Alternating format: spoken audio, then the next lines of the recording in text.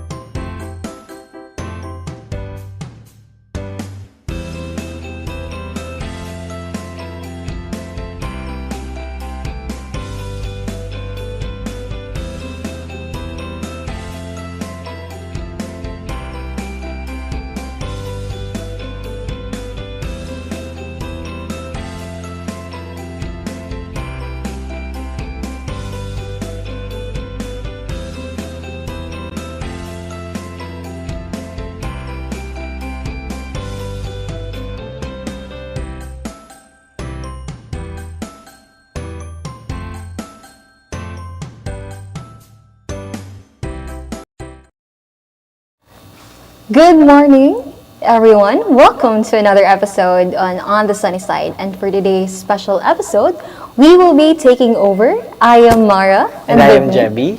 Yes, and today we will not just remember a date in our history, but we will remember on how democracy came in today. Yes, exactly, Marano, because today, 40 years ago, is a very powerful revolution happened no, in 1986 where Filipinos, ordinary Filipinos, came together and stood together in faith and solidarity to demand change. Our episode today is entitled EDSA at 40, Remember, Resist, and Rebuild Democracy.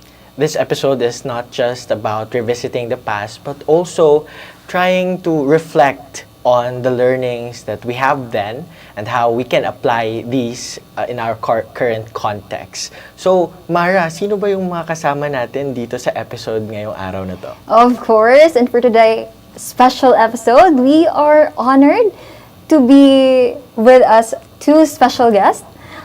First, we have Attorney James Reserva, whose legal expertise and engagement in public discourses that shapes how we understand democracy and how is it relevant today will help shape our insights, help us questions how democracy is today, and especially help us understand how is it important to the youth and what can we analyze from this event. And we are also joined by Attorney Reyes del Rosario, a lawyer, a legislative expert, and previously worked in the Sangguniang Panlungsod of Butuan City, but right now he's currently at the National Office of the Department of Education. Attorney Reyes has extensive legislative experience and he also teaches in a lot of law courses. No? So we will be hearing a lot from him in terms of how young people today, and especially in the age of technology and social media, respond to our lessons from the past. Yes, and for today's episode, the Philippines in the mid-1980s was filled with political unrest, and there was challenges in our nation at that time that led us to our democracy today. And it is important that we remember, we resist, and we rebuild what is the true meaning of democracy now, especially to the youth, and how is it important in our nation, and especially how it is important we should commemorate this event. Right, Yes, Javi? exactly, because EDSA was not just about a political transition, no? It was a collective moral stand, and Filipinos really united for a common cause then in order to stand up no, for what is right and stand up against injustice. So, before we begin to our first segment, may I ask Attorney Reserva and Attorney Del Rosario if you can hear us clearly. Hello po, attorneys. Sometimes you are not here. Oh, okay. Okay po, attorney, we'll have our tech team address that. How about you, Attorney Reyes, on your end? Can you hear us lang po ba? Yeah, same with attorney. Ay, sila po. Oh, okay po. I think there's a technical Yes, difficulty it is. on muting. So, ayan. Our tech team is currently addressing it. So while we wait, no, we want to emphasize the importance of this event. Imagine this is the 40th commemoration of the EDSA People Power Revolution. Because we are both political science students, I remember in our discussions, this is very historic, not just for the country, but also for Asia and the world, because this is one of the few peaceful revolutions, no? Because most of the revolutions are bloody, no, or have violence. But in the case of EDSA People Power, we were able to replace the dictator without bloodshed, no? Right, partner? Yes, well, exactly like that. And for today's episode, we will be down to our memory lane. There are certain events on what happened during that time in order for us to remember and commemorate the events that led to the democracy today, such as the political or social and economic problems during that time, and what was the people feeling during that time, and how is democracy, or how is the politics happened in the nation during that time. Yes, and most importantly, partner, how our learnings from the People Power Revolution can be applied today, no? Especially that most of the problems that they were experiencing before are in some way, at least to some extent, experienced by the Filipino people today. So I think our tech team has already addressed the problem. May I ask Attorney Del Rosario and Attorney Reserva if you can hear us clearly now? Now you are heard, but before that, moments before, your signal Oh, sometimes okay po. unstable. Shaky. Yeah, but Okay, I thank think, you so much. I think while we can hear you now, I think we can already start. Well, Ayan, Please, thank you. we'll start that now. Okay, I sige. have Thank unquit- Yes, thank you so much, Attorney, Yes, we for will giving us start. your time. Okay, so for our first segment, this is a trip to memory Memory lane.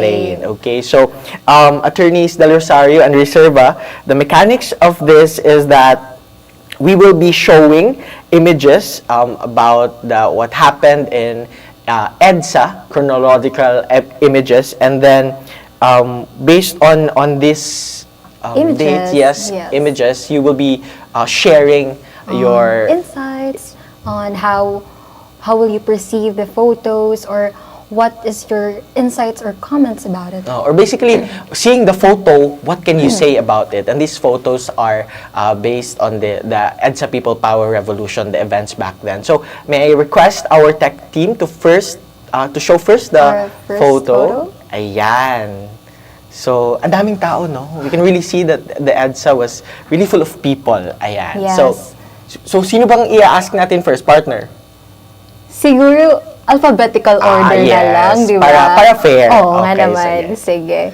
So, una nating tatawagin ay si Attorney James Reserva. Ayan, Attorney James, based on the picture, ano po yung insights nyo or maiko-comment nyo upon seeing this photo? Ayan, or perhaps there's Attorney, a... can you hear us? who's going first? You have a problem technical. Oh, okay. Technical problem.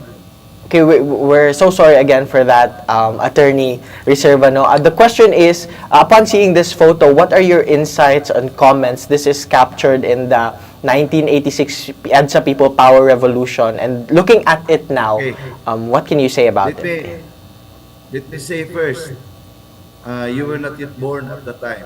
I was already- Exactly, Attorney. I witnessed firsthand, although I was not in Manila, but we were monitoring the developments in Manila at the time. Now, seeing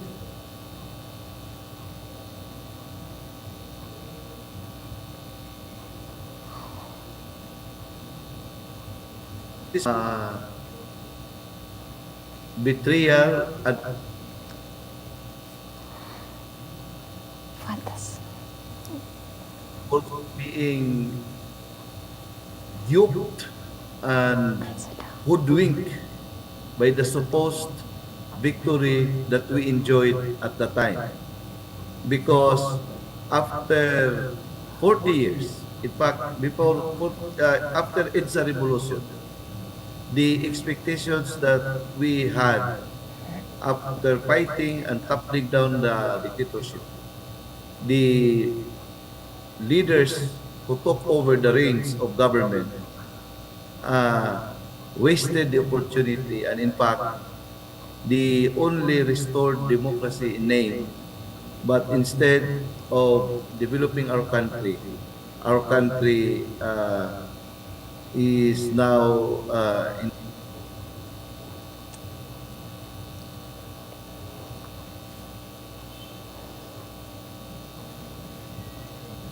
that's event is not or was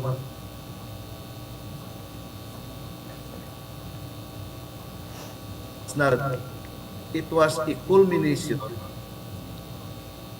of the many years of struggle against the Marcos dictatorship, because Marcos dictatorship really killed our democracy.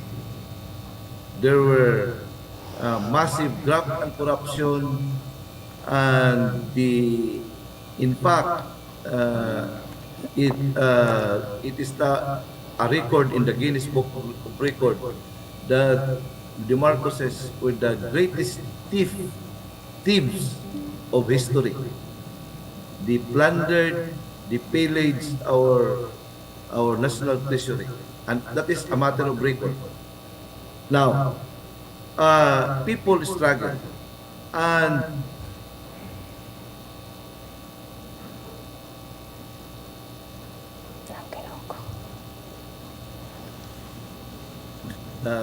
left movement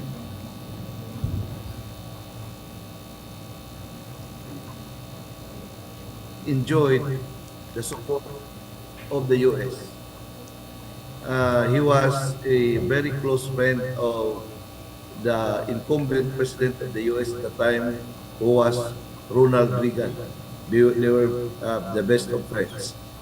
Now, there were already thinking in the U.S. government that Marcos was already a baggage.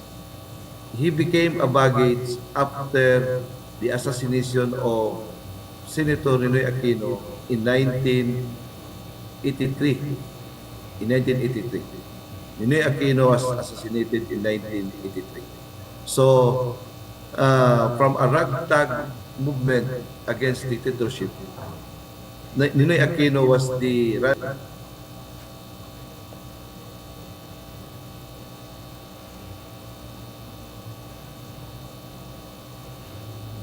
oh, as I said,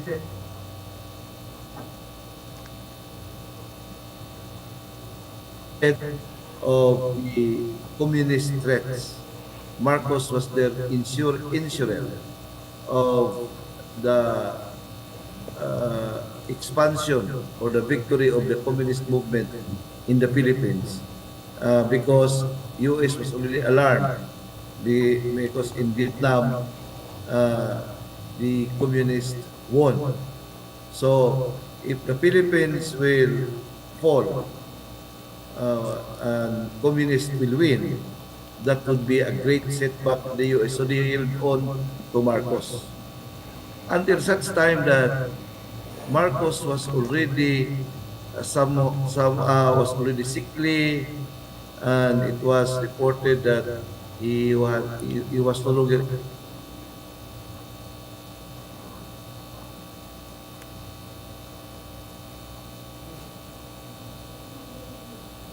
fought each other to take over Marcos.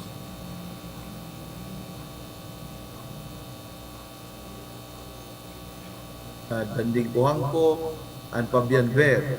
So they were scrambling for opportunity to take over Marcos. Marcos has begun to lose grip on the levers of power. At the same time, the movement against him, there were traditional political parties identified with late Senator Aquino, and they were not so strong enough. But the U.S. Thought that this elite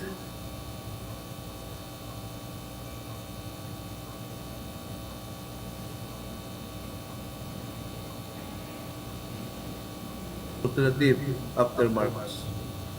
So, U.S.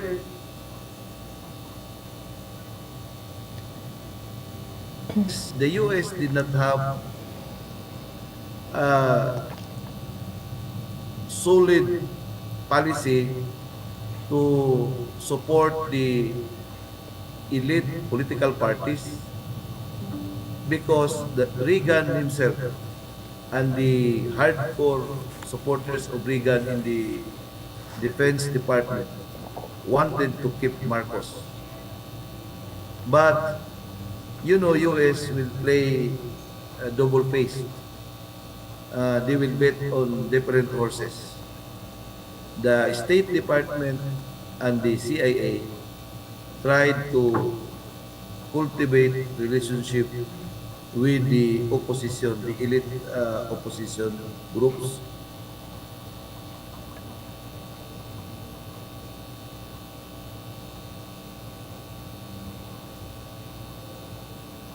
Uh, to let go of Marcos. But Reagan was not so into the pressure coming from the CIA and the State Department. That led to uh, pressuring Marcos to call a snap elections in February of 7 of 1986. That was a trick of the US that Marcos he took the bait of holding a snap elections. Now, during the snap elections, US set up a loose interagency group and the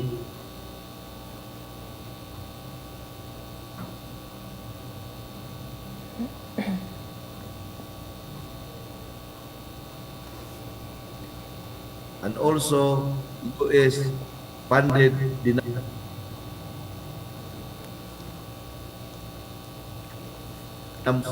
that was also an organization that was used to pressure Marcos and to counter the Marcos-controlled Comelec because Marcos was known to manipulate the election results. Now, at this time, the U.S. Supported the elite personality groups, and at one time they made a decision to support Cory Aquino, being the widow of the martyred Ninoy Aquino, to be the unifying force so that they can come up with a single.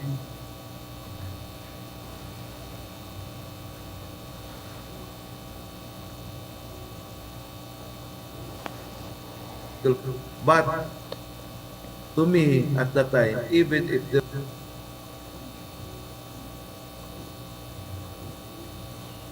there was, I think Marcos would have won because Marcos at that time almost controlled the political apparatus and the political organizations at the grassroots level. The political party, the political force of the Aquino and Laurel Candelo time was not able to penetrate the countryside.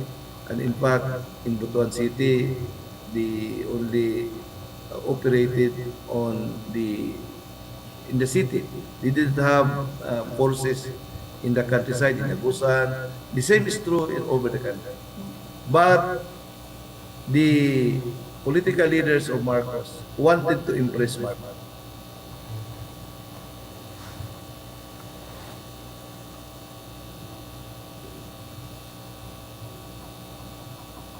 Premium to those leaders who can deliver votes. That's why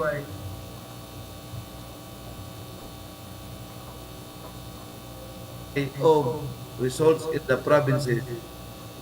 For example, in Lanao del Sur, Ali Di Maporo was trying to make an impression to Marcos that he can really deliver decisive victory. And because of the over-eagerness of his political supporters, the results were questionable. And that's why during the counting of the Comelec, a lot of Comelec officials during the counting walk out because they can't stomach the results that were tabulated. So the people are already, because they believe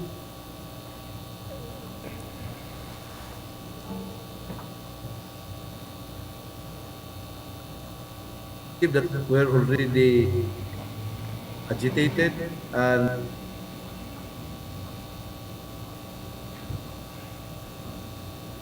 by the US propaganda machine, and one of which is the Catholic Church Radio Veritas, which received massive support from the US State Department. And this Catholic Church Radio Veritas is known to be a conduit of the CIA and the State Department. And it was Cardinal Sin who called for the support of Enrile and Ramos by the CIA to break away from Marcos, and so that Marcos would be toppled down. So if it were not for the call of Enrile and Marcos, would have been wiped out. They were grossly outnumbered by the forces of Marcos. And Marcos was really bent on demolishing them. But because of the intervention of the people upon the call of Cardinal Sin, that's why EDSA became an event. Now, yes, it was an event, it was celebrated as a victory. Perhaps it was a victory, but the gains of EDSA did not translate into real result for the betterment of the people. When Cory Aquino took over, we were expecting a lot of developments. But first, the issue there was agrarian reform. What came out was a watered down, comprehensive that excluded the Hacienda Luisita. Second, instead of eliminating corruption, the corruption was changed from Marcos cronies to Cory relatives. So what was worse, it began the selling of our public utilities.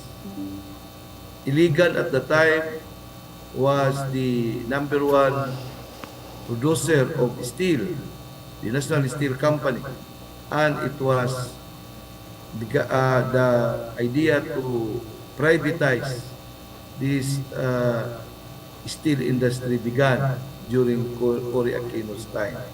While Congress was restored, of course, judiciary was restored, there was a facade of democracy. We have the 1987 Constitution, but our country went into a steep decline. We had a problem with electricity, our energy, for rice production, the import liberalization policy was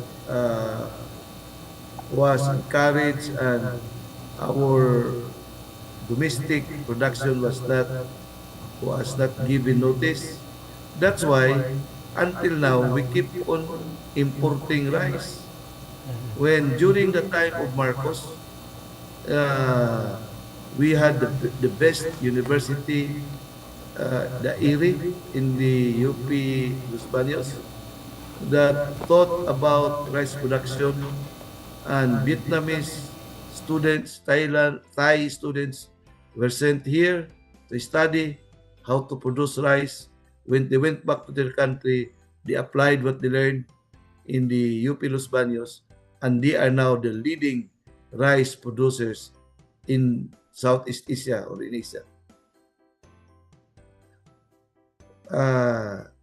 It's very frustrating that we are the number one buyer and the importer of this rice. So what I'm saying is, it was a fake revolution. If we have to look at deeply after 40 years. Now, what is ironic irony of all ironies, the very personalities who fought against Marcos Sr., who was the number one corrupt leader in the world, are now in bed with his namesake, Ferdinand Marcos Jr.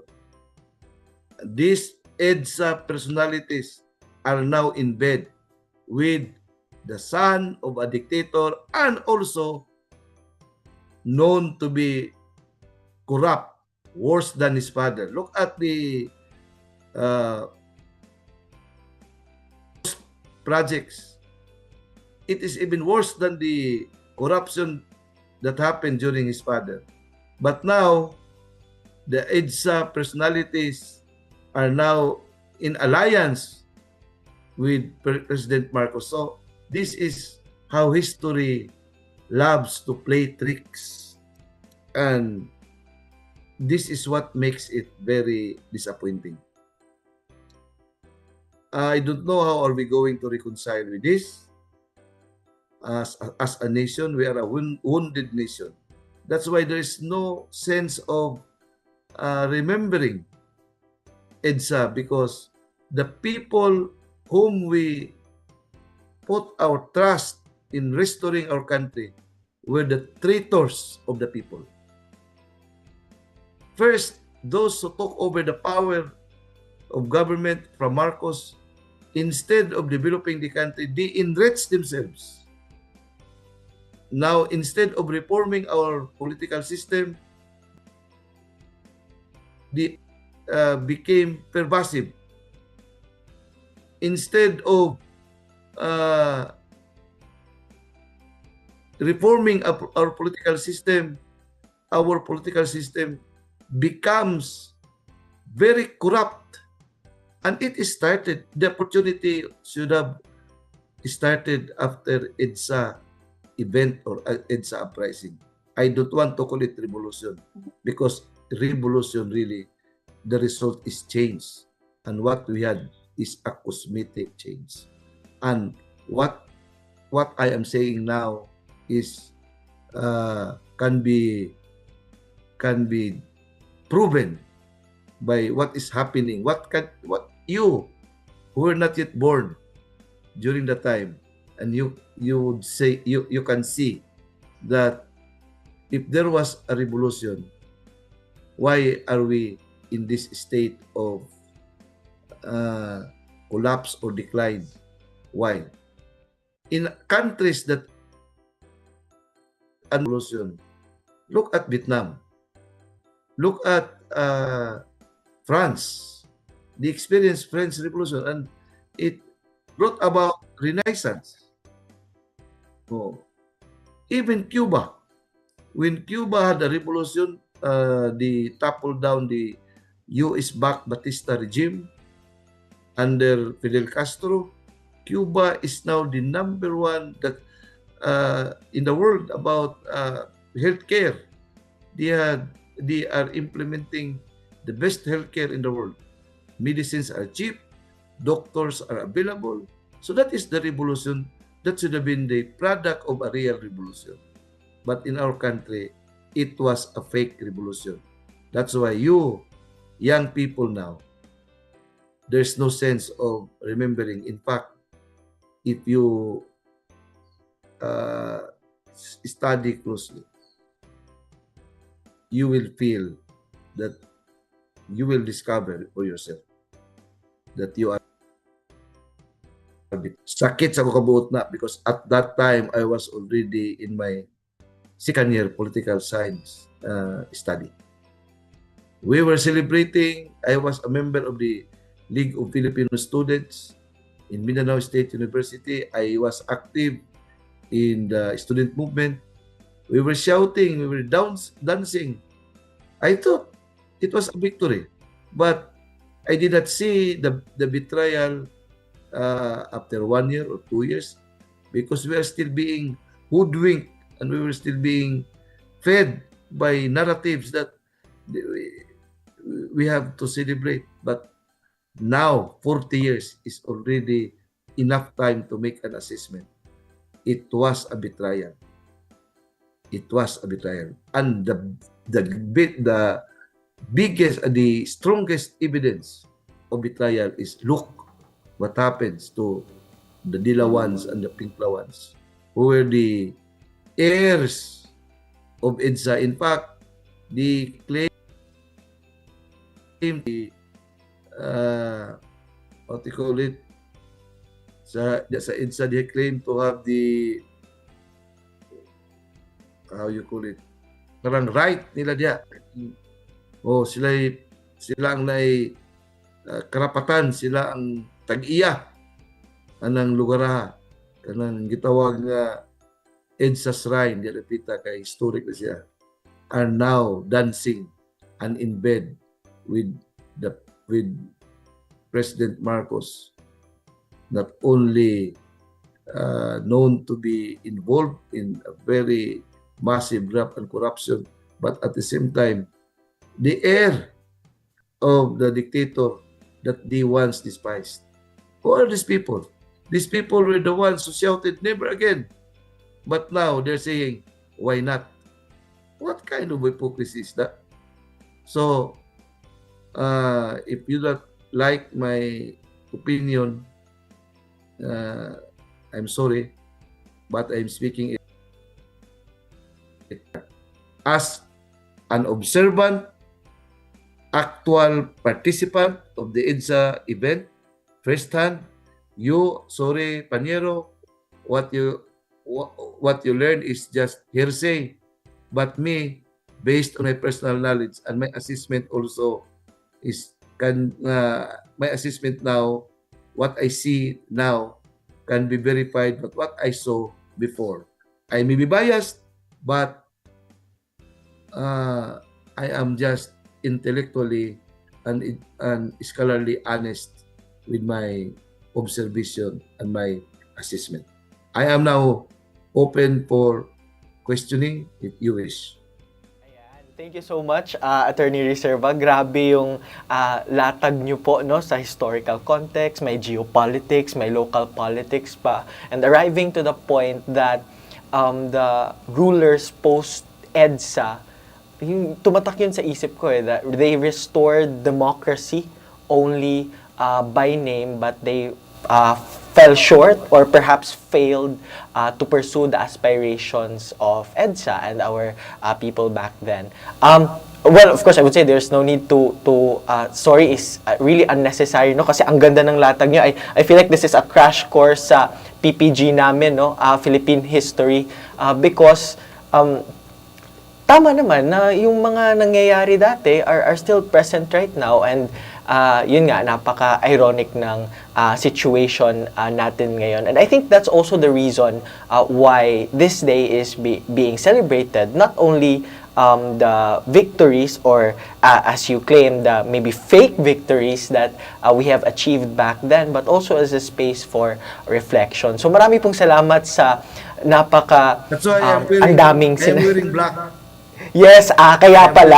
Kaya pala nag-white, nag-black kayo. Oo, kasi you are kumbaga resisting. Ayan, itong white din po namin is also a form of resistance and a call for everybody to also reflect like you. Also reflect on their own, study, and come up with conclusions. So, unfortunately, as we understand, you will be leaving, no? And that's so very unfortunate because we've heard and learned so much about you. So, siguro, before you go, attorney, I would just like to ask, so, with everything that you said, what will be your message to the young people, the young Filipinos in the present that are experiencing these challenges right now? Ano pong maihahabilin nyo sa kanila? Ano yung mai-advise nyo sa kanila in commemorating this event and also fighting and resisting moving forward? You are our hope. You are our hope. That's why you have to start it now. We had our ancestors failed, and we do not stop on wishing for real change and the real change is expected to come from you because the youth is the hope of the fatherland. Now, I would like to invite you also to reflect on the song of Cat Stevens, "Oh Very Young." What have you? I sang it in my "Oh Very Young." Oh Very Young. Ano sa Wow. to? Wow, Jay? may What pasample would you pa. leave us this time? You're only dancing on this earth for a short while. The Singer point pa pala si is, attorney. come on lang yun ang pagkakasal. Ayan, Do hindi lang not smart, believe singer Oo, din. singer on what din. were achieved by those so-called heroes. Now, I now recall the franchise, the one who claims the franchise of EDSA. They are the number one traitors. Do not believe in them. And I am also not espousing the personality that I am aligned with now. No, that's not the point. The point is you are we, but my time is already up. I'm already 60. Attorney Rosario, because he is still young, start it now because we have been our leaders failed us. Our leaders failed us. Worse, our leaders betrayed us. Be a true patriot now. Make our country a better country, and only the youth can do it now. In your hands lie the future of our country. Our country is wounded. Our country is mangled. Everything, I don't know if what is left to us. Our dignity is gone. Remember what happens to the former president. That is that is a surrender of our sovereignty. A true patriot should fight for our sovereignty. Now, my dear students, that's why I can I can sacrifice my this invitation came to me. I really said yes because maybe I can deliver my message. But who am I in this world? Kung inyong, if you will accept, if you will make a reflection of what I say, I'm happy. I have done my part. Race, you can lead them, and please do not be deceived by demagogues. Do not be deceived by them. They are our number one enemies. The enemies of the state are inside in us, leading us, but they are our enemies because they are not for our country, they are not for you. Youth, what will happen to you now? You will become lawyers? I don't know. Asawa yung clean pa. Our country is already on a steep decline. Oh, you will work abroad, so other people will benefit from your knowledge. You will become economist. What economy are you trying to build in our country if our leaders are the ones destroying our economy? So I don't know what kind of medicine that you are going what pill you are going to, Swallow. take, bitter pill, whatever it is. But in your hands lie the future of our country. Mabuhay ka mo na.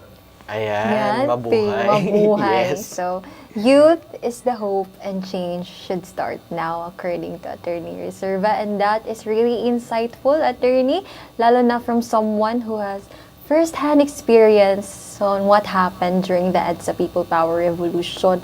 And you also guided us no, on the events, especially the snap elections, the Aquinos, and how he Yes. relates it to international discourses sa Vietnam. And it's really insightful, no? Especially ang message po ni attorney sa mga youth na it is sa ato, na sa ato, on how we will change our nation and our future. I'm still open if you want a lecture in the political science department because Ay, nako. I'm Actually, attorney, political science. habang nakikinig po I'm kami sa inyo, parang nafe-feel ko na yung mga law professors din natin na Oo. gano'n ka-terror kasi Oo po, parang parang- ang forceful na, akala ko nga magre-receipt eh. Oo, may nakakatakot. index card kayo dyan, tapos may follow-up na questions, no? But we really appreciate the exhaustive na chronological explanation nyo on the events that had happened in the past, no, and how it can be analyzed right now. And yes, we share your disappointment at wag po kayong mag-alala, makakaasa kayo ng mga kabataan ngayon ay magre-reflect, and we are please. yes. Please, opo. Opo. Ito po yung purpose ng day na ito. We reflect on everything. Not on propaganda, but on what really happened and what are our conclusions right now and what are the values that we hold in our heart. At makakaasa po kayo na ipaglalaban po namin yan. Di ba? Tama, Oo partner? nga po. Ang kabataan ay ang Pag-asa ng bayan. Opo. Thank you. Maraming Ayan. salamat Thank you po, so much for Attorney your time, Silva. attorney. And James, have a great day po. yes, we hope that we can invite you in the in future, yes, in the future in the discourses pa po, Oo. Yes, diba? I'm It's really open, I'm insightful. Ayan. Ayan. Okay, wala na po si Attorney Reserva.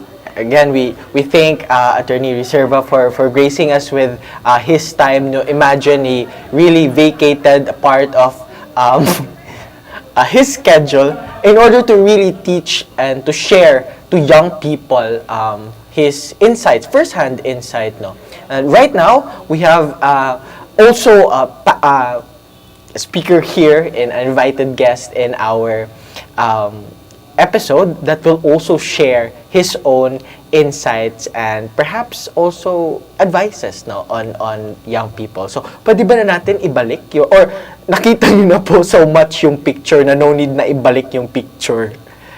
Maybe can we have another photo po ba? Ayan.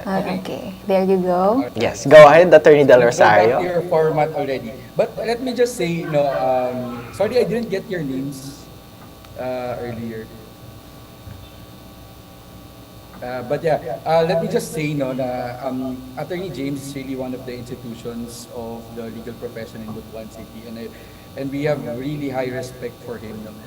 Although at times we don't share the same politics, but I totally agree with him. No? That the fruits of EDSA were not realized fully. No? It should have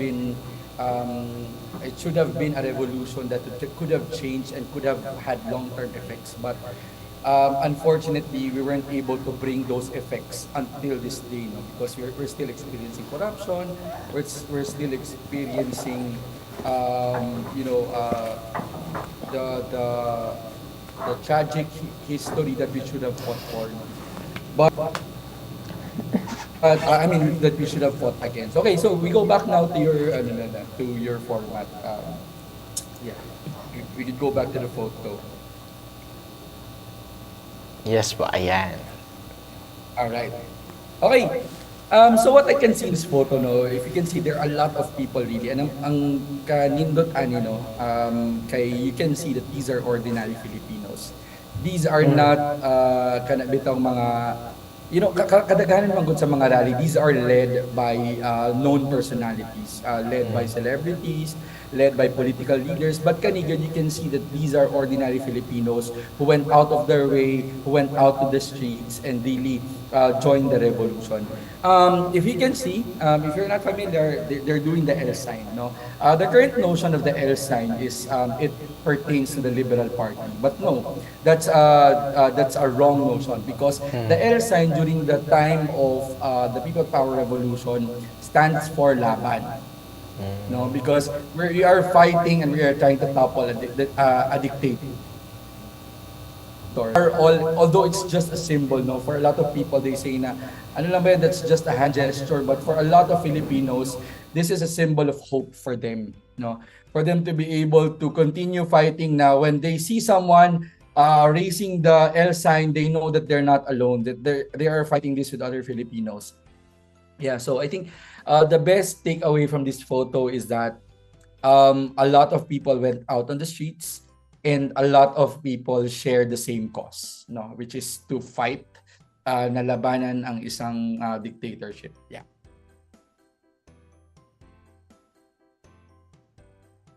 Para ko, love. Oo, kasi February ngayon 14. Pero pwede din naman Well, love, di ba? Love for love, joy, country. hope. Ayan, thank you so much for that. Oo nga, no? Ang daming ang tao and it really, really shows how important of an event this is for our history as a country. So, ayan. And movements do not last alone. Especially these movements po requires a shared belief po, and those millions of Filipinos really do had hope and really aimed for the betterment of the country. So L for laban. Laban, So, ayan. Pwede ayan. din love. Ayan. Oo L for naman. love at Laban laban. at love, di ba? Ayan, yes. So, can we go to the next picture? Ayan. In this photo po, Attorney Del Rosario, ano pong masasabi nyo? Ayan, madami ding tao, pero may podium na. At may bulaklak. Yeah. Yeah. Okay, so I think if I'm not mistaken, no, this was during that time when they were going to let then President, then housewife Cory Aquino speak before the podium. And as you can see, kasi this was I think 2 or 3 years after the assassination of Ninoy Aquino. So it was very heated.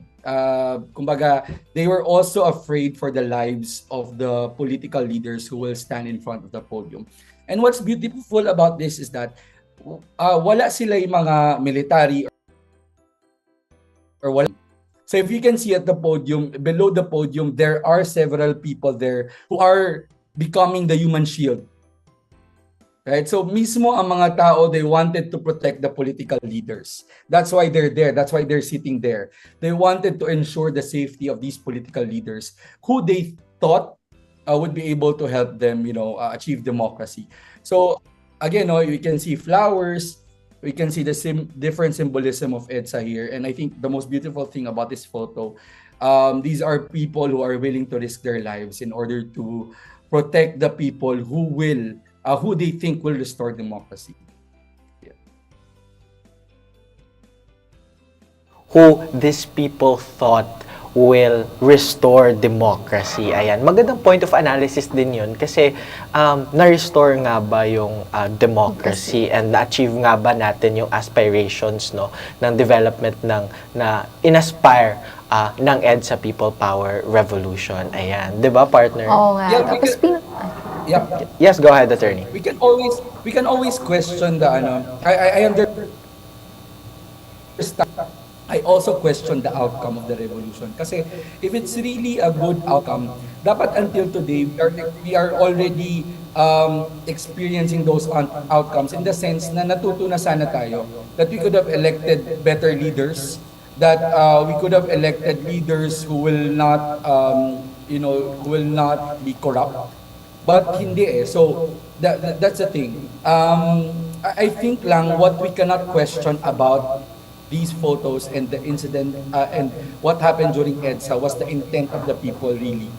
No, ang intention sa mga katauhan, ang intention ng mga tao na gusto nilang achieve yung democracy. Hindi natin yun maka-question eh. We can always question the intent of the politicians who led the revolution. We can always question the outcomes of this revolution. But at the end of the day, we cannot question the people who joined. We cannot question the people who really went out of their way because they thought that it was time for change. And this is how they will achieve that change. exactly po, attorney. So, ang mga tao po talaga ay mahalaga sa laban na to, L for laban. At mahalaga po talaga ang mga insights or ang paninindigan ng mga tao during this time, especially in fighting the challenges in the democracy during that time, attorney. And thank you so much for that insights. And we have another photo po to show you. One last photo. Ayan. Ayan, here. Medyo blur siya, pero Medyo blur po. I think okay naman. Yes, go ahead po, attorney. Yeah, I think my takeaway from this blurred photo is, as you can see, right behind the podium are women. No, so ito nga yung sinasabi ko, I've made a post about this on Facebook, na parang the People Power Revolution was led by mothers, by nuns. So what we're saying is that, as we know naman, the main face of the revolution was Cory Aquino. But behind Cory Aquino were also women. No? And as you can see here, the ni gawas o joined the revolution. And during this time in our history, women were seen, sorry for saying this, but women were really seen as the weaker sex. No, because a lot of times women were just confined in our house as housewives. No, they did not hold significant positions in government. No, but during this time, really, Cory Aquino was the first Asian women president. Diba? That tells a lot about how people, not only in the Philippines, but in the entire world, how people perceive women. In the United States, they never had a woman president. But we did that in 1989. No? So Filipinos were ahead of its time. And we really saw that what men can do, women can also do. And I think that's a very good takeaway from this photo. That the People Power Revolution was not only led by a woman, but it was also backed by millions of women.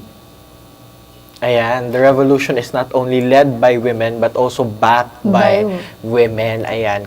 Ang ganda ng explanation ni Attorney, no, that the Filipinos were ahead of our time because most of our neighbors here in Southeast Asia are also struggling, no, to equalize that gender imbalance. And shout out na din na Women's Month next month, no? So that's also something that we could also celebrate. So I think that's the last photo that we will be showing on this segment, and then we will be moving on to our next one. So ano nga yung next one natin, partner? So our next segment po, Attorney, ay facts or misconceptions. So we will be telling you some statements, and para sa inyo po, Attorney, facts po ba ito or misconception? Tama ba, Javi? Yes. Yeah, So disclaimer, this will be a very, I think this will be a very controversial segment. ayan, opo. There are a May lot of disclaimer things na that naman are po sa being video. debated. Ayan. Ayan, sige. Thank you po, Attorney, for participating kahit na magiging controversial ito. Ayan. For the first statement po, is this a fact or misconception? Statement number one. The EDSA People Power Revolution was completely bloodless. Ayan, yun po yung first statement. Fact po ba yun o misconception?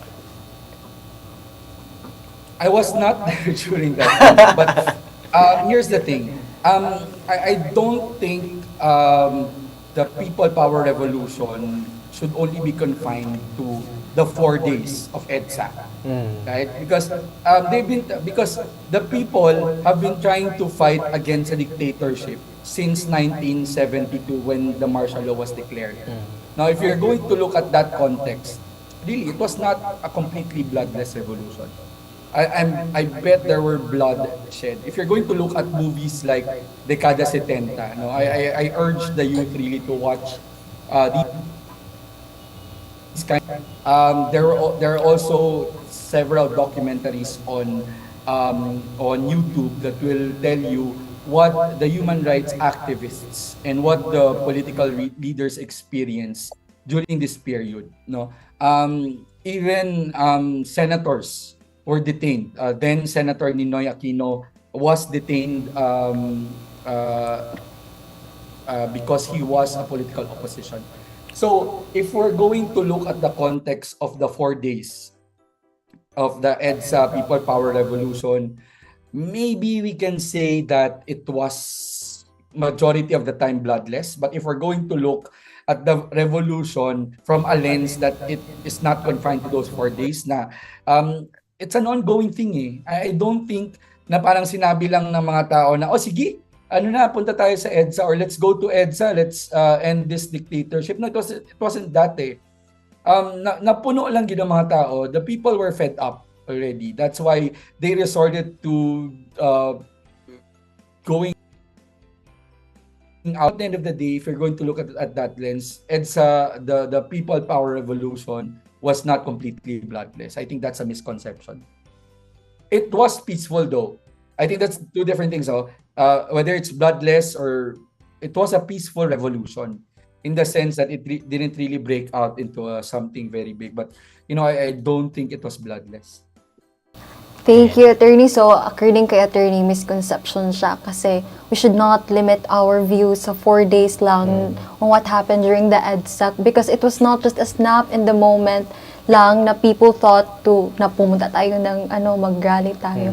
Pero no, because it was a long struggle since the of declaration of Filipinos. the martial law. Yes, although EDSA is considered peaceful, but it was not completely bloodless, Yes, according to Attorney. So it's important to recognize what is a non-violent movement and a completely bloodless revolution. And I think it is important, no, Javi, na we should reflect also about this, na EDSA is really about the people. Yes. It's about their struggle and it's about what they're fighting for. And that's a really important lesson for the youth today on how we should continue to fight for our democracy. Ayan, and another important point of analysis is that people were able to bring change because they were fed up. So ang tanong, hindi po ba fed up ang mga tao ngayon sa nangyayari sa Pilipinas? Kasi parang wala pang interesadong magka-change. I'm not necessarily saying No, wala talaga. revolution, di ba, yung solusyon. We still sit in a democratic and constitutional na system, political system. So, yung sabi ni Attorney kanina, kailan pa ba buboto ng tama yung mga tao para hindi na maulit yung nangyari sa EDSA na kailangan pa mag-struggle at ma-fed up for change to happen? And nangyari nga ba yung change, no? So things that we could always... Yes, go ahead, Attorney. Yeah, I think that's a good. I think that's a good thing to point out because,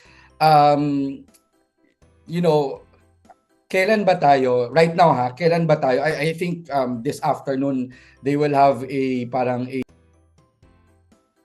at EDSA. No, but my question is, kailangan pa ba magkaroon ng another EDSA? EDSA People Power 4. Do we need another EDSA in order for us to, remove the corruption in the government and whatever cause that we are fighting for right now? I think right now, the revolution has a different face, it doesn't have to be out on the streets anymore. Even a simple Facebook post can spark a revolution. I always believe na right now bisan giingnan ta sa usa ka senator that Gen Zs are is a very weak generation. I don't agree with that because right now the Gen Z has a different way of dealing with things, right? If during their time they needed to go out on the streets, they needed to fight to topple a dictator by going to a revolution or joining a rally. Today it's different thing. I think I personally believe that the battle in fact a good reason why Noynoy Aquino won in 2010 was because of social media. A huge factor why Duterte and Marcos won because of social media. And I think social media can bring about that change also. Now we are calling out the corrupt people in the government, and because of social media, there are Senate hearings. Because of social media, there are people getting imprisoned. No, I'm not saying that rallies or activism on the streets are getting outdated. I think it's still important. But at the end of the day, I think the Gen Z will now turn to social media rather than going out on the streets, and which I also think is also effective for me. Partner, I remember in one of an international news, may mga Gen Z nga na nag-elect ng interim prime minister nila via Discord, right? Yeah. So grabe yun, di ba? Imagine electing your present leader after revolutions via Discord. So powerful talaga ng social media and technology natin ngayon. Ayan. Pero syempre, we should limit ourselves, or also dapat din nating tanungin ng sarili natin kung ano man ang nakikita natin sa social media, kasi hindi naman lahat tama, hindi naman lahat totoo. Kaya importante din para sa mga kabataan, sa Gen Z, sa lahat po na syempre sa paggamit ng social media, dapat responsable tayo sa mga sasabihin natin at sa mga facts na or sa mga informations na pinaniniwalaan natin. Ayan, tama. Yes, tama nga. Kasi ang dami nag-share ngayon Oo ng nga fake po, news. oo. Although, hindi daw yan fake news kasi news is supposed to be factual and accurate. So, misinformation or disinformation. Ayan. So, punta na tayo sa next, statement natin. Meron pa tayong statements po, attorney.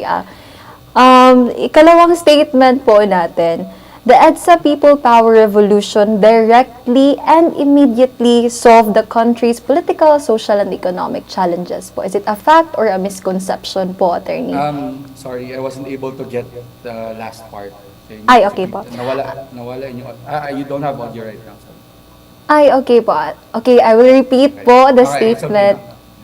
Attorney, okay, so the EDSA People Power Revolution directly and immediately solved the country's political, social, and economic challenges po. Is it a fact or a misconception?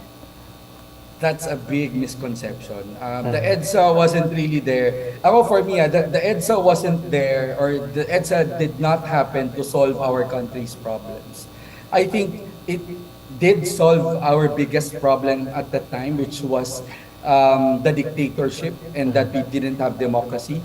I think the biggest and the greatest impact of EDSA was restoring our democracy. And that was it. It didn't really solve a lot of our problems, although it paved the way for us to be able to solve all those problems. But even up until today, our problems have not been solved. I think that we were paying what the Marcos family plundered was, I think, in 2024. That was the last year. Sa lahat ng mga ninakaw nila, the Philippine government was only able to pay it fully in recent years lang. So we basically carried what they did during that time, no? And also during that time, not a lot of people, or I mean, it is not being talked about a lot in history, but the time of Cory Aquino was a very chaotic time in our history. It was very chaotic. There were a lot of coup d'etats. They didn't trust Cory Aquino as a president because I think partly because she's a woman and she was a housewife before all of this happened. People were angry that she appointed the same people during the time of Marcos. No, she appointed Fidel Ramos, no, and these were cronies of Marcos. These were the staff of Marcos who actually who were key players during the martial law. Yet you appointed them again. So there were a lot of questions during the time of Cory Aquino. So basically, the problems weren't solved. The problems were still there. It was just under a different leadership. But in all fairness, with President Corazon Aquino, she really brought back the trust of the international community back to the Philippines. And that, I think, and I cannot blame Cory Aquino because during her time, it was a start from scratch, no? Her main focus was really to solve the problems that was left by the Marcos dictatorship. No, daghan kay siya gisolve nga problema that she wasn't able to solve it because there were. And I think one good trivia that I can share, sa sobra ka grabe kadagan sa kudeta nanitabo sa iyahang time, did you know that the Malacanang actually was transferred to Mindanao for a certain period? The Malacanang was in Xavier University for a time. No, because they were trying to hide Cory Aquino. Yung anak agrabe yun because for her safety. There were also Also, if you don't know, Noynoy Aquino, also a trivia, Noynoy Aquino was gunned down during the time of the presidency of his mother. Up until he died, naa siya'y bullet diri sa iyang liog, which was never removed. No, so basically what I'm saying is gabi ka gubot sa time ni President Cory Aquino. And so basically we can't really fully blame her for not being able to effect the change that EDSA wanted, no, to solve our problems, our country's problems. But yeah, going back to the, no, it's a big misconception. The not solved yet. Ayan. So, according to Attorney Del Rosario, misconception siya, no? But, yun nga, wag natin iput yung blame kay solely kay former President Corazon Aquino because during her time nga, madami ding nangyayari na made her government and governance unstable. Before, I was supposed to ask partner, no, the last question, but I think you briefly answer that one, kung na-restore ba yung democracy, and your answer was yes, because we toppled the dictator and then we restored constitutional order. So siguro, with everything that was said by you and Attorney Reserva and all the things, no, that we have seen and experienced, may siguro yung last question ko before I will be asking you on your advice, no, is that, do you believe that EDSA, the 1986 EDSA People Power Revolution is a fake victory? Okay. It is not. No, I've always believed in the power and the impact that EDSA brought to our country. Not only to our country, but to the world. I think you've mentioned it earlier during your introduction, no, that the EDSA People Power Revolution was not really a revolution for the Filipinos alone, but it was a revolution, the first of its kind in the world. Because people, our conception about, if you're going to look at our history, no, our conception about achieving change is by through armed conflict, no. But people, the Filipinos showed the world that people power is actually possible without resorting to violence, without resorting to using arms, without resorting to dahas, as we call it in Filipino.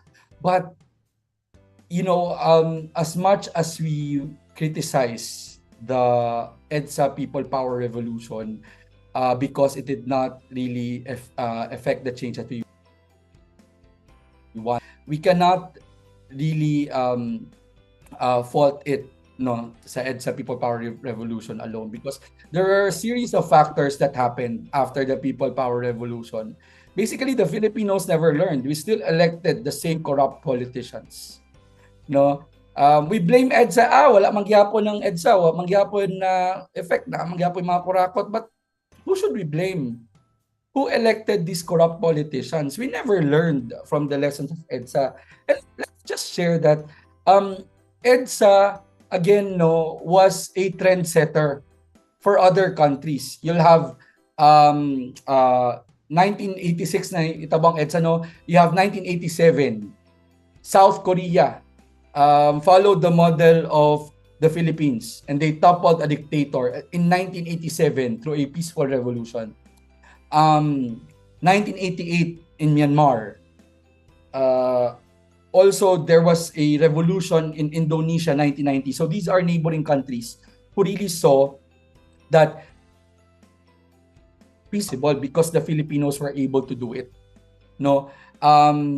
Also, I'm not sure about the year, but I think it was 1987, the fall of the Berlin Wall. No. It reached as far as Eastern Europe. They thought that a peaceful revolution was not possible, especially in a country like Germany. No, because Germany was under a dictatorship, under the leader with the family name that starts with the letter H. But, because of the EDSA People Power Revolution, the people of Germany knew it was possible, without resorting to arms. And it was not only these countries but also the United States recognized the Philippines during this time. Did you know that the President Cory Aquino was the first woman leader to be invited in the U.S. Congress with a standing ovation? So you can see that clip on YouTube because really the world possible, but we were able to do it, and I don't think it should be attributed to Cory Aquino. I don't think that she was the face of the revolution, sure, but it was really the people. It was a people's movement. That's why my problem with the misinformation and disinformation that is happening right now is that they link the people power revolution heavily on the Liberal Party, on Cory Aquino, on the what they call as dilawans, on what they call as pinklawans. But no, the people power revolution was not about personalities. It was about the Filipino people. I think that's what people should understand. Yes, it rose or it gave power to Cory Aquino to become the president. But at the end of the day, who effected that change? Who made it possible? It's the people. So let's not take that away from the people who really went out on the streets and made these changes possible. I think that's one thing that I am really frustrated about, because the fake news purveyors or the people who try to change history always link the people power EDSA revolution to certain personalities, which I think should not be the case, because these are millions of Filipinos. No?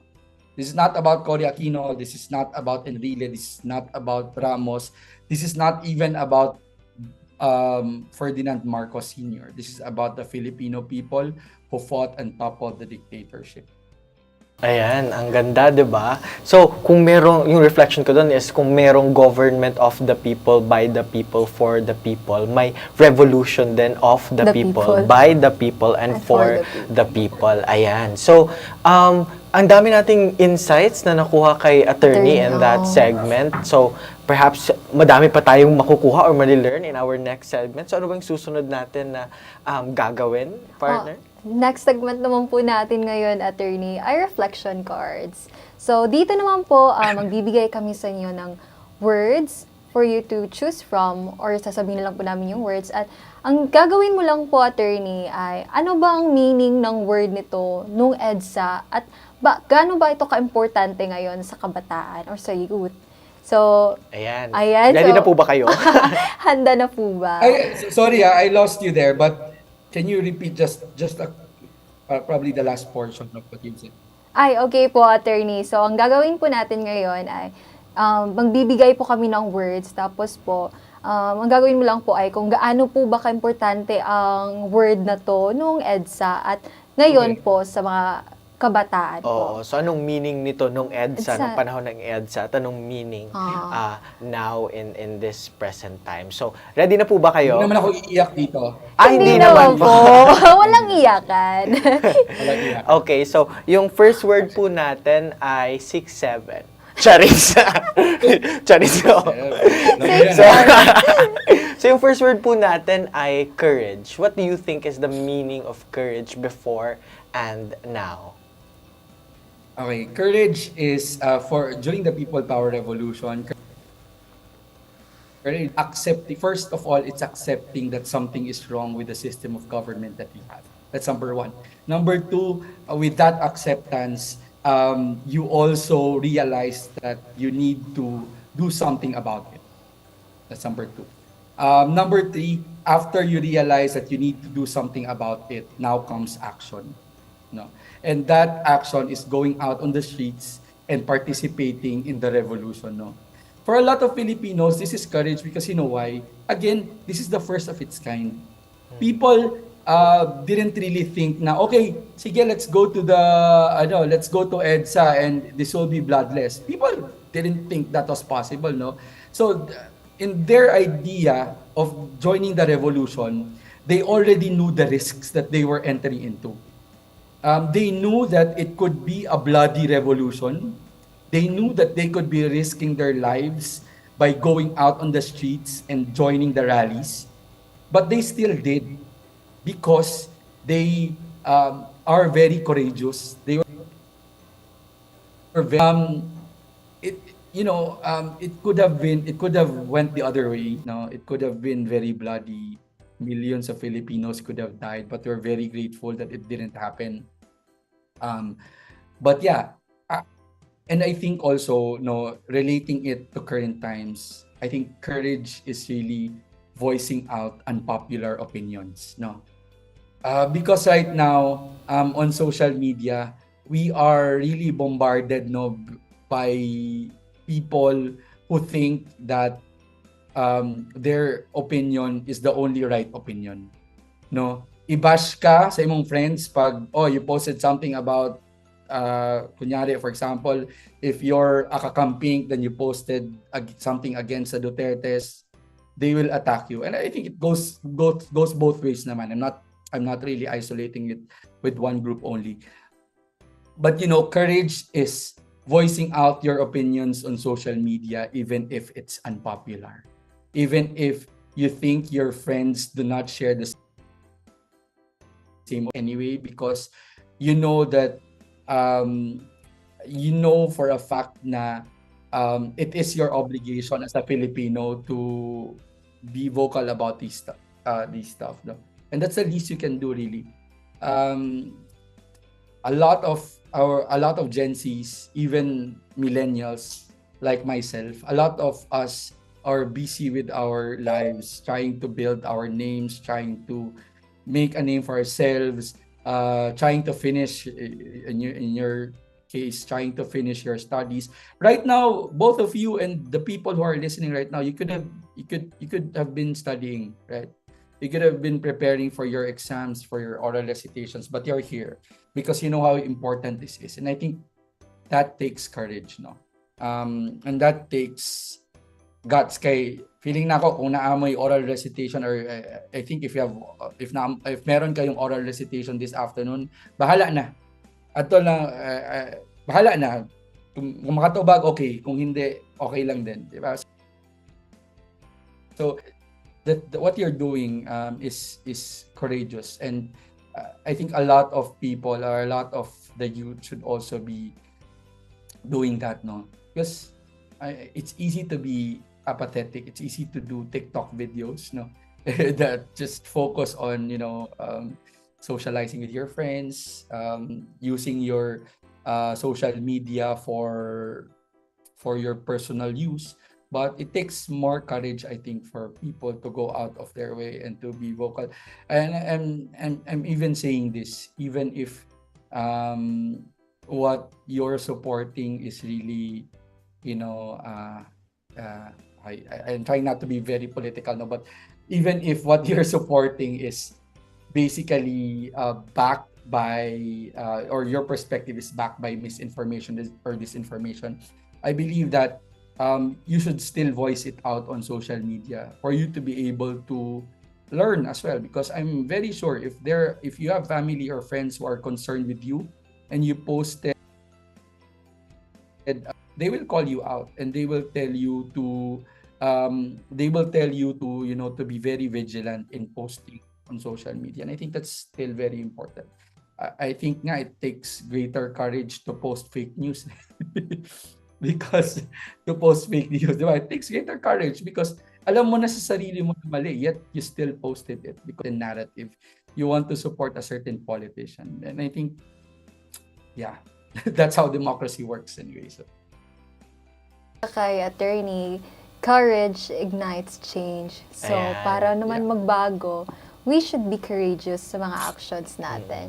And also, courage entails reflection and action, no? Even to post with fake news takes greater courage. But I think I would also like to add that it takes more courage also to be open to other people's perspectives and not be closed. Yun nga, sinabi ni attorney, we should not be only isolated by our own beliefs. We should also learn from other people that also had the courage to correct us. Ayan, ang daming courage pala, nahihilo na ako. Ayan, so ano ba yung next word natin? So, ang next word natin, attorney, ay unity. Ayan. Ang ganda ng unity, no? What do you think is the meaning of unity before and in the present time? Okay, unity during the time, during EDSA was very evident, no? They were unifying for a single cause, really, which was to restore democracy and to topple the dictatorship. That was the unity. And one, um, I think one big impact of EDSA, and I think one important lesson that we can learn from EDSA is that um, it is possible, no, that different sectors coming from different economic status or political background, different sectors in the society can come together and be united for a single cause. No, if you're going to look at documentaries about EDSA, you have their nuns, different religious sectors. No, you have different religious denominations, Muslim, Catholics, Christians, Protestants, etc. So you have all of these, all of them coming together. You have students, you have mothers, you have teachers, you have lawyers, you have doctors, all coming together for a single cause, and that I think is unity, even to the point that they were able to convince the military to unite with them and join them in their cause. No, that's, I think that is very evident during the time of EDSA. Right now, during our modern times, we have a different idea of unity. No, um, there was unity during the 2025 elections. You have Marcos, you have Duterte unifying. I don't know why they unified. That's their cause. But I think right now, a good example of unity, and I think a lot of people will criticize me for this, but he is, it happened recently, no? President Bongbong Marcos visited Leni Robredo in Naga. During that visit, no, a lot of people see it as parang, ano ba yan, parang that's very hypocritical, magkalaban kayo dati, yet here you are right now, uh, uh, talking to each other as if nothing happened. And I think, well, that's one way to look at it, but I'm looking at it from a perspective of unity, because I think a good definition of unity is when you are that despite your political beliefs, despite what happened in the past, you are still willing to come together for the betterment of the Filipino people, right? So really, if I'm going to be honest, I criticized Marcos heavily during the elections. I didn't want him to become the president. That's the point. But right now, he is our president, and we can't do anything about that unless we impeach him, right? So, the least we can do right now is, I still criticize him now. That's not out of the equation. But for instances like this, when Bongbong Marcos and Leni Robredo are willing to separate the differences or settle their differences in order to provide genuine service for their constituents, how can I fault that? Right? I can be angry with Leni Robredo. Bakit mo tinanggap si Bongbong Marcos dyan? Magkaaway nga kayo, tinawag mo nga siyang magnanakaw dati, and you told him that he doesn't show up when it matters. I think that also took courage on the part of Leni to accept Bongbong Marcos in Naga, because a lot of people will criticize her, but that resulted to something good. The president promised 500 million worth of infrastructure to the people of Naga. So, swallowing her pride, sino ba nag-benefit? It's the people of Naga. It wasn't really Leni Robredo. From a political perspective, that was detrimental for Leni Robredo, right? But it was very helpful. Okay, so also, let me just say this. I'm also going to point out VP Sara Duterte. VP Sara Duterte also visited Leni Robredo, and they were very casual when they met. I think they also talked about how the vice president can also help the people of Naga. No, I think that's a very important way to look at unity. If you form or settling your differences in order to promote the greater good or the common good, then that I think is unity. No? And we can't fault these people for that. Yeah. After this term, sige, during the election period, mag-away kayo ulit. But after the elections, when everything is already said and done, and when everything, when the people have voted already who they want to become the president, then go back to work, go to work, basically, And let me just share this also. I criticized Marcos, I criticized Duterte during the elections. But when they were voted by the people, Bongbong Marcos is my president and Sara Duterte is my president because they were chosen by the Filipino people. And as a Filipino living in the Philippines, I have to respect that. No? So yeah, I think that's that's a way to look at it. Ayan. Ang ganda ng pagkakasabi. So, according kay attorney, unity is very possible. Lalo na nung EDSA na lahat ng mga tao ay nagkakaisa para sa iisang cause or para sa isang laban, para sa democracy, di ba? At according kay attorney din, ang unity is about going beyond our political ideologies or political beliefs, especially when it is for the betterment of the people. And that also takes courage, not just unity. Di ba, Oo, Javi? tama. Diba? Stop na ang politika after elections. I mean, during and then in elections, but after elections, governance Oo nga. happens. Ayan. Kasi dapat nating tandaan na people in government are in service of the people. Yes, So, exactly. we should go beyond our personal feelings, especially kung para naman sa mga tao ang pinaglalaban. Ayan, Tama. yes. So, thank you for that segment, attorney. Ano ba yung next segment natin, Mara? Ngayon naman, ibang segment naman po tayo ngayon, attorney. Our next segment is named If You Were 20 Today. Parang ang tanda naman ni attorney. Still 20. I'm still Ay, 20. Okay pa, 10. Ano na lang, if you were in college. Oo. Oh, I think mas better Oo, yun. parang 2020. So, parang ka-age ka po namin ngayon, attorney. So, if you were 20 today, so, ano po what responsibilities or ano po ang pinaka-importante dapat panagutan or ipaglalaban ng mga Yes. kabataan, lalo na po ngayon sa challenges ng ating democracy. What do you think is the most important issue that We young should people tackle? Opo. should fight for or should rally behind if you were 20 at nasa college ka ngayon? Yan. Go ahead, attorney. Then, yeah, before I answer your question, can we go back? So during my college, sorry, can you hear me? Yes, Yes, po. yes Go po, ahead. yes po. Alright. So when I was still in college, that was my awakening. I studied nursing in Xavier University, but I was very active on different organizations, and there was a social arm of the university, which I am also a member of, which I was a member of. Basically, that was the start of my awakening. In 2010, at the age of 19, I was already out on the streets. These were not like the typical rallies that you have.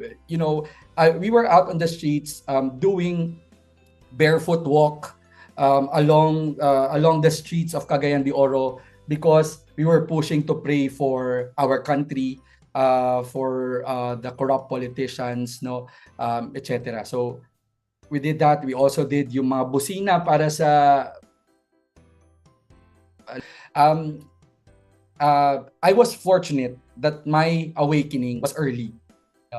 At the age of 20, I already started campaigning. I went out already. I started campaigning for the candidate that I thought who would bring change to the country. I wouldn't mention who he is anymore, but basically, my political awakening was early. During college, I was already out on the streets and I was already doing the things that I thought would help the country, right? And this was the time when social media was not yet that big. This was the time when we don't really boast about what we do on social media. We don't really say, "Oy, nagrally kami dito. Oy, we joined this activism activity." It wasn't that. No, it was really a purely personal thing for us. We get a sense of fulfillment in joining these rallies, and we thought that during that time it was our way of giving back. So there's that. Okay, so fast forward to today. If I were 20 today, I think the biggest problem and issue that I will focus on is the misinformation and disinformation that is going on in social media. You know, as I mentioned earlier, social media can affect huge change, no? Nationwide scale change to our country, not only to our country, but also to the world. You've mentioned earlier that there's a country, I think it's Nepal, if I'm not mistaken, that they elected their interim leader through Discord chat, through Discord voting. I think, you know, with all the political machineries, with all the money being poured into PR machineries, into troll farms, into vloggers who purvey fake news and who promote disinformation and misinformation. I think it is the responsibility of the current generation, you guys, because you are you know where to look for information, you know where to research. So it is your responsibility really to help, especially the older generation, distinguish which one is true, which one is not true. Because these older generation, in all fairness to them, they speak from experience, right? But sometimes these experiences are isolated experiences and are very personal to them. No, it doesn't mean that during the time of martial law, you did not experience the human rights abuses. That's already the universal truth, right? For you, you did not experience it, sure. But for those people who experience it, you can't really invalidate what your experiences are just because you did not experience it. And I think it's important for the younger generation to help us, to help out the older generation realize this as well, because you have a variety of sources, no? You even have AI. And I also teach in Orios. I've always taught my students to use AI responsibility. I don't mind if you're going to submit to me a paper that was that wherein you used AI, but don't submit to me a paper that was completely done by AI, right? Human input is very important. If you use AI responsibly, it can be a very powerful tool, no? So what I tell them is that, okay, you write your draft, you help AI. If you're not good with your grammar, you help AI. You use AI to help you with your grammar, to structure your thoughts. Then after that, you read what the AI said. And if you understand it, then good. But if you don't understand it, then study it, redo it. All right. So, I mean, sorry, nawawala. But going back to the discussion, I think it really is your responsibility to share what's correct information. I think, you know, I don't judge the older people for sharing fake news, but I judge the younger generation, the Gen Z people who still believe in fake news, because you have all the information at your disposal. All you have to do is do a Google search, watch YouTube videos, watch TikTok videos, and use your logic and use your rational minds to determine what's fake news and what's not fake news. Even determining what's AI generated or not AI generated, I don't really fault the older generation because they never thought that those things are possible. Now, if you're going to look at a video of an AI, for example, of the president Bongbong Marcos, doing sorry for this. I know this is PG, but doing some drugs, but you know, it's a video, right? During their time, doctoring video or manipulating videos was not a possibility, or if it was a possibility, the technology was not really that good. But right now, you can generate any videos on AI and people will believe it. No, so I think it's your responsibility, really. No, so if if I was 20 today, I would I would talk to my family first. I would talk to my friends. You know, if you don't have, I understand that a lot of Gen Zs are afraid of speaking out because they are afraid of getting bashed on social media. And your generation really is very big on social media. I think your life revolves around social media, which is not bad. So I think you get a lot of the youth really get their confidence, get their self-esteem, get their reassurance from social media. And people, if people bash you on social media a lot, that could have detrimental effects on you. You know what? Eman, right? So I think a lot of Gen Z people are afraid. But, you know, you can do that. So if you don't want to do it on social media, do it in person. You talk to your parents, you talk to your family, you talk to your friends. Uy, ma, nag-post lagi ka og ka ng fake news sa Facebook. Mo na yung tinood, anak, ma. I do that with my mother. My mother is already 74 years old. 75 years old. And she's very active on Facebook. And when there are a lot of times that, you know, older people, senior citizens, they can get duped. There are a lot of times that she will share some fake news and I talk to her. I call her immediately. Ma, ano yan, mali yan, ganito, ganyan. Palitan mo yan and this is the real thing. I'll send her links o basahin mo to, ganito, ganyan. And I think those things are important because for every person that you convince to be vigilant about what they share on social media, no, that that creates ripples of change because that also tell another person. And if you just allow them to share anything what they want to share on social media, millions of people will possibly see that. And you know, and that could have been prevented if you talk to that person, right? So I think, yeah, the short answer is fight misinformation, fight disinformation, and fight fake news for the younger generation. Misinformation and perhaps also malinformation. No? You know, Mara, what I also got from Attorney Del Rosario is from what he said, the power of reaching out, no, reaching out beyond your political camp, because I think one of the products of the causes of the polarization in our country right now is people stopped reaching out, no. Instead of them trying to not dismiss, not bully, not educate, but listen to their neighbors in both in social media and in their communities. Instead of doing that, they're actually dismissing their stand, bullying them, and even this is not just on the also political side but also the generational side. Instead of trying to reach out to our parents, as what attorney said, dinidismiss na lang natin at pinapabayaan. And I think that's sad, no, because the moment we stop believing in the power of reaching out and trying to find common ground is, I think, the moment we lose our democracy. What do you think, Mar? I agree, actually. So, conversations are really important.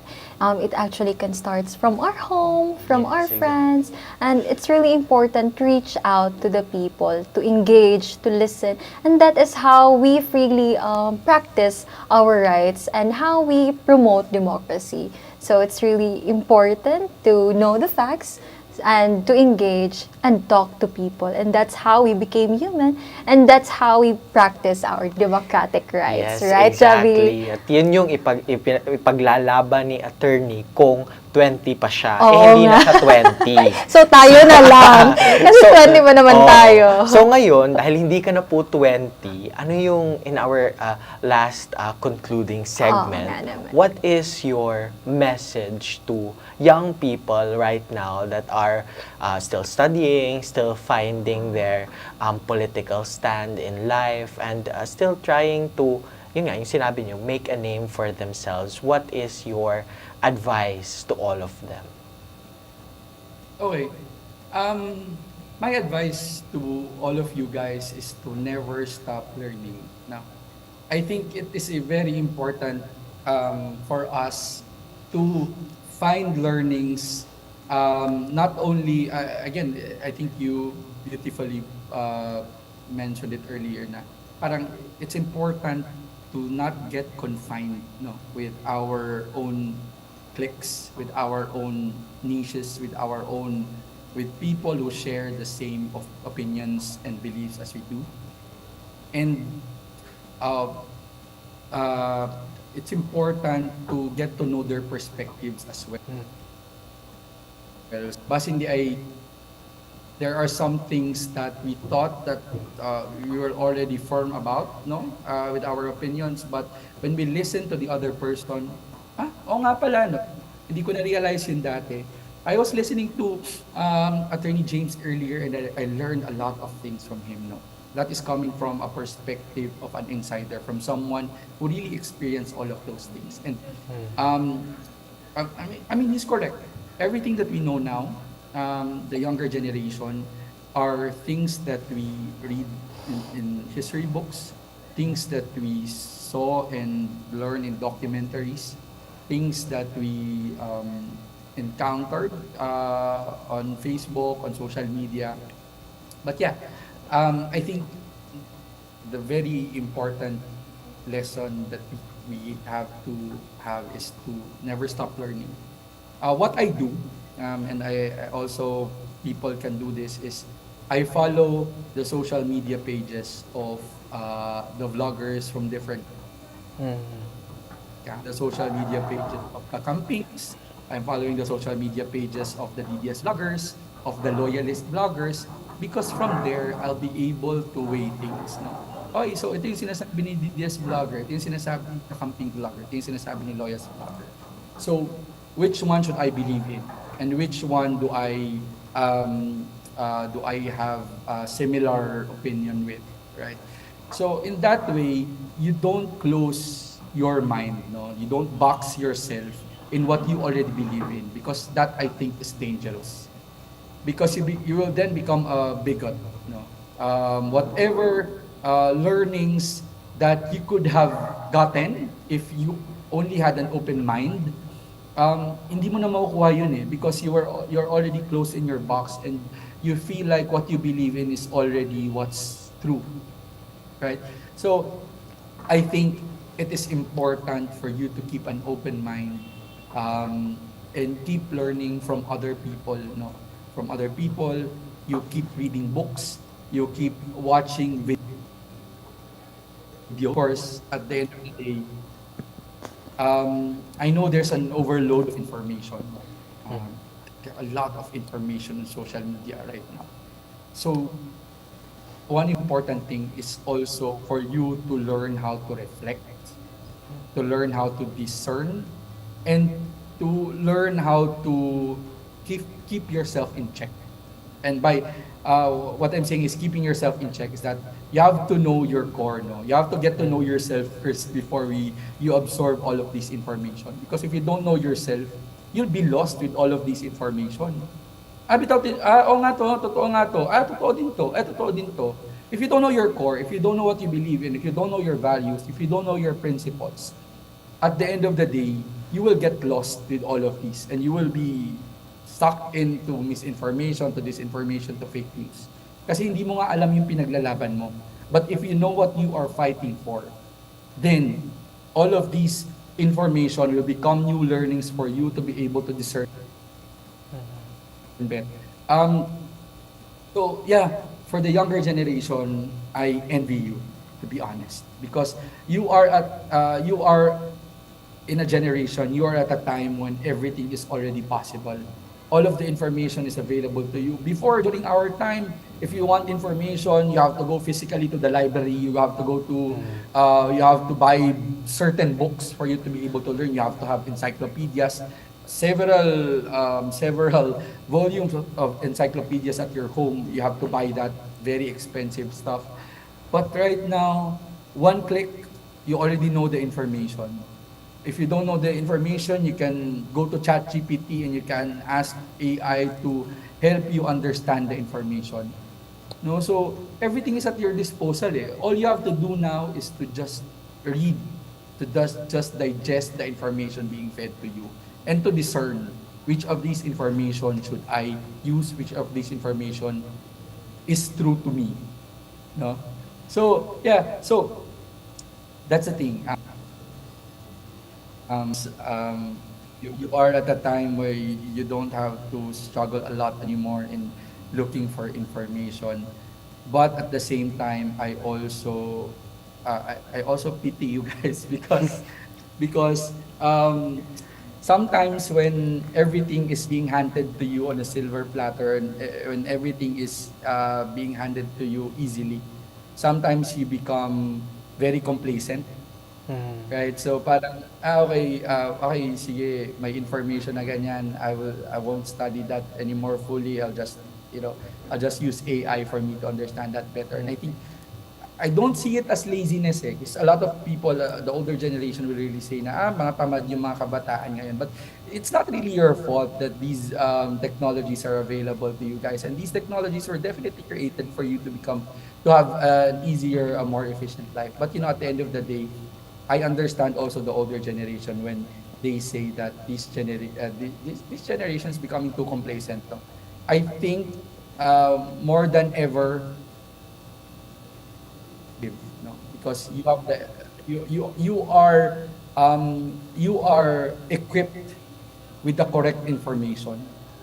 No, so yeah, I think that's my message for all of you guys. Ayan. So sa lahat ng kabataan na nanunood dyan, no, and to everyone, every young people across the world, take it from Attorney Del Rosario, never stop learning. And also knowing your core para hindi ka mawala sa napakadaming impormasyon na pwede mong ma-learn. Di ba, Mara? Oo nga naman. So mahalaga talaga na patuloy tayong we should engage to learning the truth, facts. We should read books, we should search the internet, and we should not limit ourselves to what we are now. According kay attorney, ang pinakamahalaga ay for our growth, for our knowledge, and for us to widen our perspectives and aspects such as the democracy. Para sa kanya, we should not stop learning, and when we learn, we should also know ourselves. So, yun. Yes. And dagdag ko din since sinabi ni attorney what he made me realize is that importante din na mag-share kasi if mag-learn ka lang and hindi ka mag-share, you're also robbing other people their opportunity to learn from you. So also become someone that people can learn on, hindi lang puro mag-share ng fake news. According nga kay attorney, it's important to reach out to our friends, to our families, and to fight misinformation and disinformation. Ayan. So, with that, thank you so much, attorney, for your time and effort in sharing your insights with us in this episode. Thank you very Mara, much, guys. ayan. Of course, thank you din, of course, to Attorney James Servat. Dagan kay kog na-learn. Thank you, sir. Thank you, of course, to the Pieces, no? Pieces, thank you for inviting me. Of course, let me also take this opportunity to thank the people who actually, according to Anna, who referred me to Marlene. Thank you so much. I didn't know actually, just like to share, we still have a few minutes man siguro. But Ma'am Arlene was actually my grade 6 teacher. Oh. So yeah, in Oreo. So I didn't know na she has a new family name there. So when I looked her up, yeah, Ma'am VP Arlene was actually my grade school teacher. Also, Sir Jeff, Miss Hannah, and of course, Dean Bell. Dean Bell Ato is my cousin.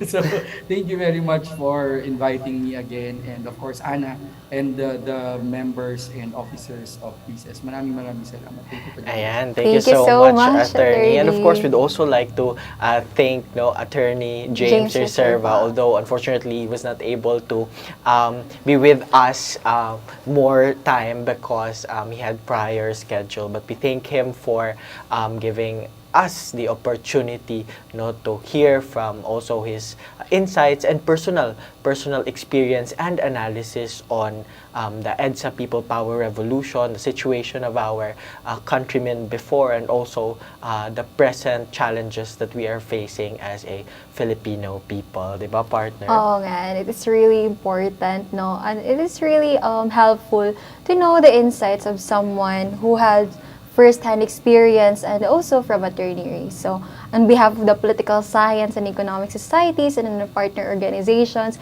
we would like to thank Attorney James Reserva and Attorney Reyes Del Rosario from our bottom of our heart for joining us in our special episode today. And as we commemorate EDSA at 40, it is important to remember that democracy or the EDSA People Power Revolution is not just something we inherit. It is something we should protect, it is something we should remember, and it is something that we should continue to fight for in order to resist and rebuild democracy. Yes, and in line with that, we are also inviting our viewers, no, to attend ITAG 2.0. Will be held later this afternoon, and also the EDSA Forum, which will be on AVR2. So we will be continuing our discussion on the most important and critical points on the EDSA People Power and its continued relevance in today's generation. Ayan. Okay, so for our last points, may we not only remember EDSA, but we should live by it. And we should not only honor our democracy, but also practice it. Kasi para saan pa yung pinaglalaban ng mga nakakatanda or mga ancestors natin kung hindi din naman natin ito ipapractice at kayang gampanan. Diba, Mara? And once again, I am Mara, and with me is... I'm Jevi. And we would like to thank you for joining us in our special episode On the Sunny Side. Thank you so much. Bye! Bye. Happy EDSA, happy 40th Happy EDSA. EDSA at 40. Ayan. Okay, see you mamaya sa ITAG. See you guys!